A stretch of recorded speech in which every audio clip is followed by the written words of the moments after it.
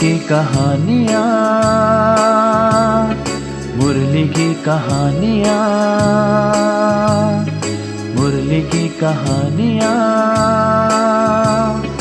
मुरली की कहानियाँ। रहमते प्रभु की है खुदा की मेहरबानियाँ, रहमते प्रभु की है खुदा की मेहरबानियाँ। मुरली की कहानियाँ, मुरली की कहानियाँ।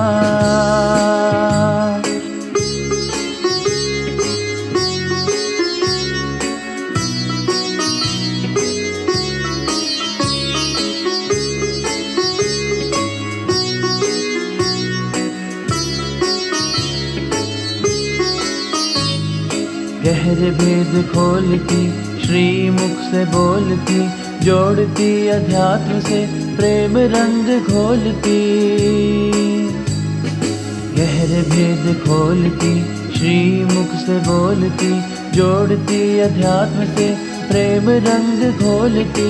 सद्गुणों की खानियाँ, ये मुरली की कहानियाँ, मुरली की कहानियाँ, मुरली की कहानियाँ, मुरली की कहानियाँ, मुरली की कहानियाँ।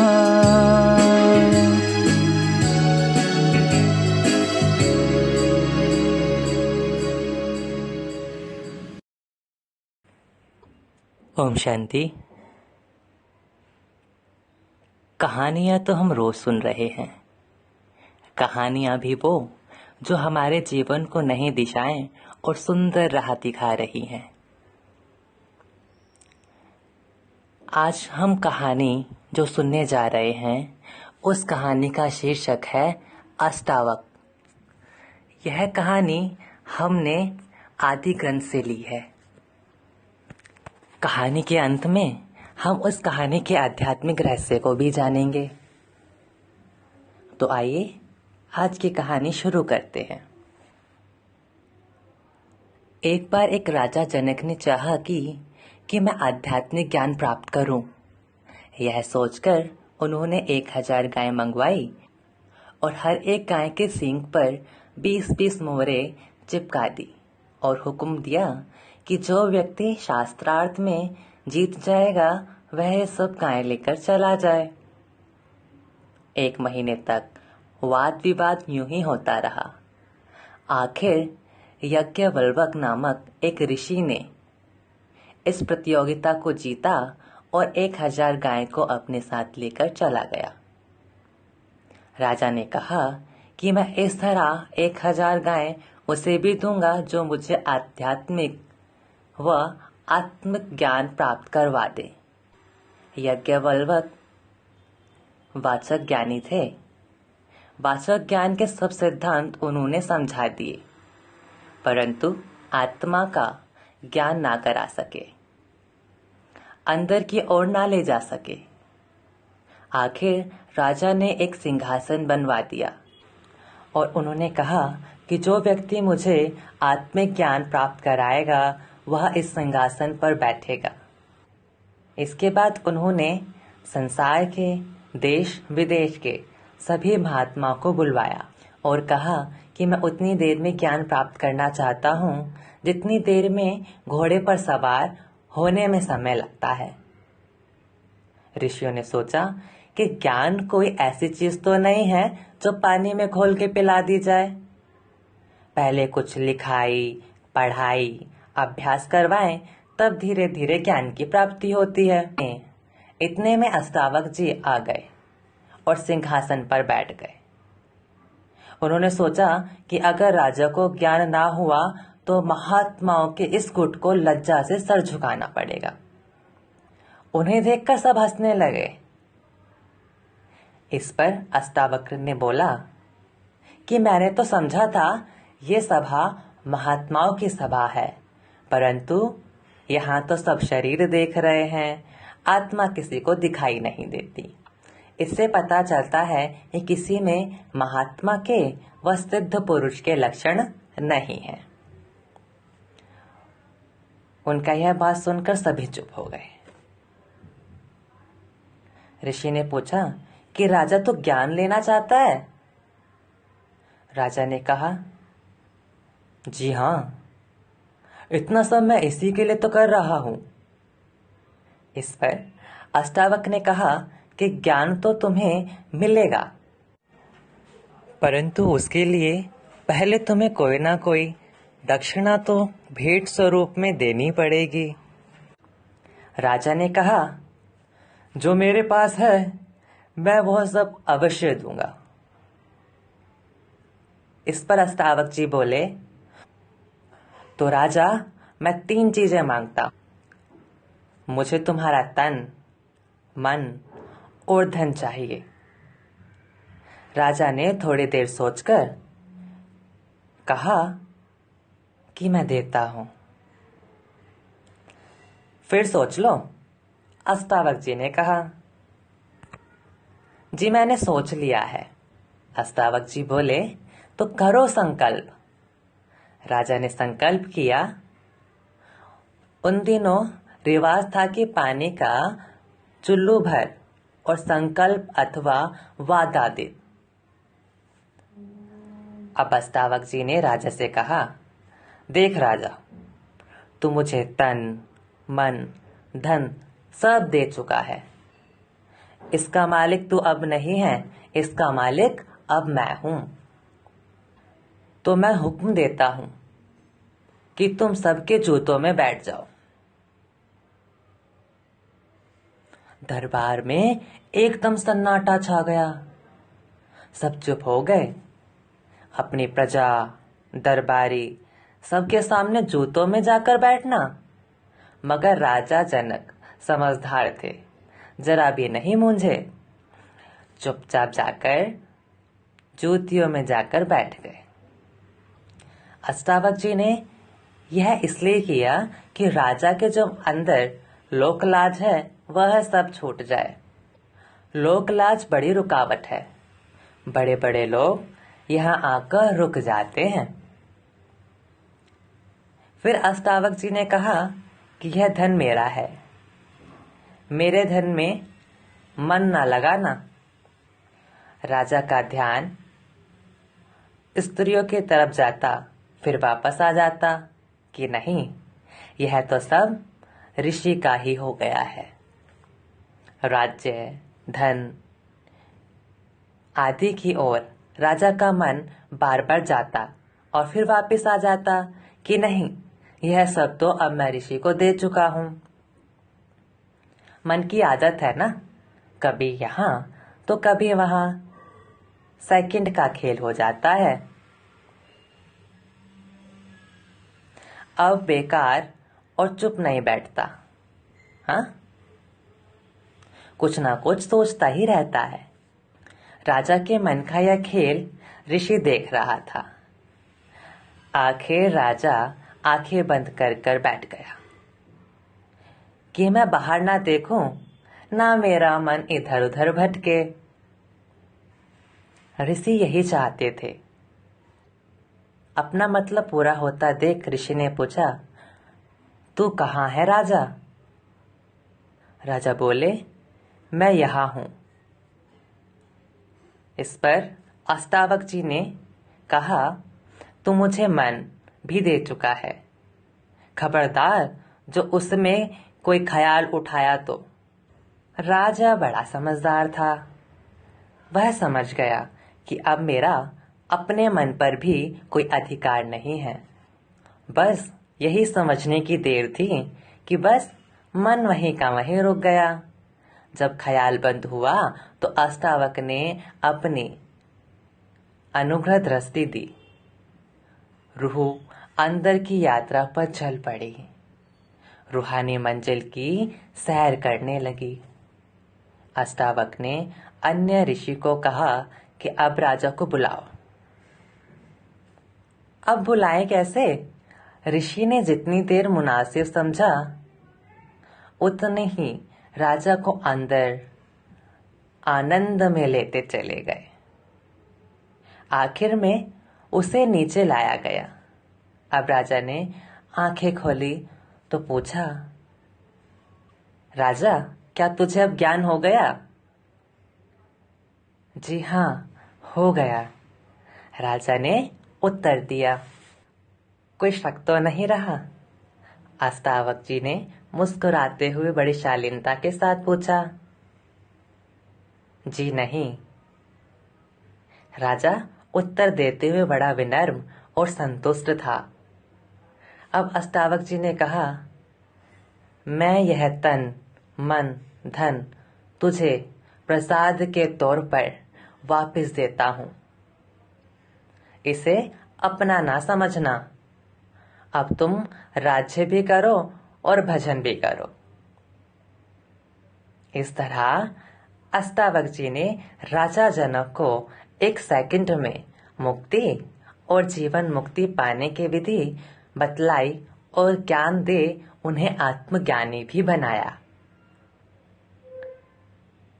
तो चलिए हम अपनी प्रिय दीदी से इस कहानी के आध्यात्मिक रहस्य को जानते हैं। ओम शांति। अभी अभी हम सभी अष्टावक्र की कहानी सुन रहे थे। कहानी के अंदर हमने देखा कि राजा जनक कितने बड़े राजा थे, लेकिन वो विदेही कहलाए। उनको टाइटल मिला विदेही, क्योंकि देह और देह की दुनिया में रहते हुए, संबंधों में रहते हुए, धन दौलत में रहते हुए, राज्य का कार्यभार संभालते हुए, जब उन्होंने अष्टावक्र जी के द्वारा मुक्त रहने का तरीका सीख लिया, विधि सीख ली और उसका वो अभ्यास करते रहे, तो धीरे धीरे उन्होंने विदेही स्थिति को प्राप्त कर लिया। विदेह मुक्त राजा जनक नाम से उनको जानने लगे लोग। तो अब इसका वास्तव में रहस्य क्या है कि क्या हम इस समय इस कलयुगी संसार के अंदर रहते हुए देह और देह की दुनिया में, संबंधों में, पदार्थों में, वैभवों में, समस्याओं में, तनाव में रहते हुए क्या हम भी मुक्ति, जीवन मुक्ति को, विदेही स्थिति को प्राप्त कर सकते हैं? पहले तो ये प्रश्न मन के अंदर आता है। वो तो एक राजा जनक की कहानी हमने सुनी, लेकिन वर्तमान समय निराकार ज्योति स्वरूप परमपिता परमात्मा शिव बाबा जो हमें सत्य ज्ञान दे रहे हैं, उस ज्ञान के आधार पर अनेक मनुष्य आत्माएं आज मुक्ति, जीवन मुक्ति, विदेही स्थिति का अनुभव कर रही हैं। क्योंकि परमात्मा शिव ने हमको यही समझाया, बताया कि जीवन मुक्त अवस्था वास्तव में क्या है। जबकि हम देह, दुनिया, पदार्थ, व्यक्ति, वस्तु, वैभव, सब आकर्षणों से परे रहते हैं, जीवन में रहते हुए सुख दुख के बंधनों से मुक्त रहते हैं, वो जीवन मुक्त अवस्था कहलाती है।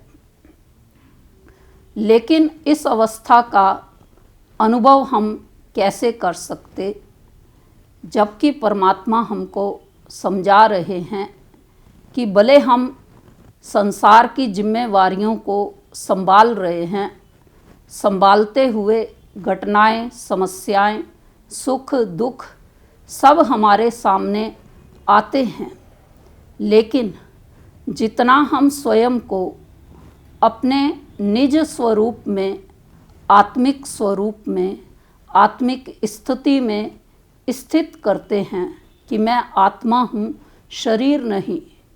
क्योंकि आत्मा अर्थात सोल अपने आप में एक प्योर एनर्जी है, प्योर एनर्जी का पॉइंट है सोल। ये थॉट आते ही प्योर एनर्जी हमारी जमा होनी शुरू हो जाती, हमारे चारों ओर फैलनी शुरू हो जाती, प्योर ओरा मंडल हमारा बनना शुरू हो जाता है। तो जब प्योर एनर्जी सुप्रीम सोल से भी हम लेते रहते और अपनी सेल्फ रियलाइजेशन से भी प्योर एनर्जी रोज़ मेडिटेशन के अंदर लेते रहते हैं, ये अभ्यास हम करते रहते हैं, तो धीरे धीरे हम स्वयं ही देह और देह की दुनिया के बंधनों से कुछ समय के लिए मुक्त अवस्था का पहले पहले अनुभव करते हैं। धीरे धीरे जब हमारा ये अभ्यास बढ़ता जाता है, मुक्ति की अवस्था, मन जो है हमारे व्यर्थ अशुद्ध नकारात्मक विचारों से मुक्त होकर बुद्धि हमारी परमात्मा पिता के ध्यान में एकाग्र होती जाती, हमारे जो मनोविकार हैं, काम क्रोध लोभ मोह अहंकार के जो हमारे संस्कार जन्म जन्मांतर के बने हुए हैं, उन पर हम विजयी होने लगते, वो हमारे परिवर्तन होने शुरू हो जाते। हम आत्माओं का जो आदि अनादि निज स्वरूप है, प्योर स्वरूप है, सुख शांति आनंद प्रेम पवित्रता का, वो हमारा कर्म क्षेत्र पर भी बढ़ता जाता है। तो जैसे जैसे प्योर एनर्जी हमारी लाइफ के अंदर मेडिटेशन के थ्रू बढ़ती जाती है, तो हम देह और देह की दुनिया के बंधनों से मुक्त होते होते परमात्मा पिता ने हमें जो मुक्ति और जीवन मुक्ति धाम का भी ज्ञान दिया है कि जो मुक्ति धाम है वो है ही हम आत्माओं का निज देश। उस निज देश से ही हम संसार रूपी रंगमंच पर पार्ट प्ले करने के लिए आते हैं।